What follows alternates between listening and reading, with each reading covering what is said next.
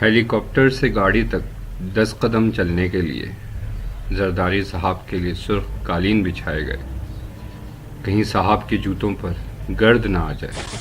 صدر آصف علی زرداری نے ملکی تاریخ میں اپنی آئینی مدت پوری کرنے والے پہلے جمہوری صدر ہونے کا اعزاز حاصل کیا تو سب سے بڑے سیاسی حریف اور نو منتخب وزیر اعظم نواز شریف نے ایسا شاندار الوداعی ظہرانہ دیا کہ ذائقہ مدتوں یاد رہے۔ دسترخوان پر سجے لذیذ کھانے، مٹن کنہ، دیسی مرغ کا پلاؤ، حلیم، پالک پنیر، لاہوری فش فرائی اور باربیکیو۔ یہ اس ملک کے حکمران ہیں جہاں ہر سال ہزاروں بچے غذا اور دوا نہ ملنے سے موت کا شکار ہو جاتے ہیں،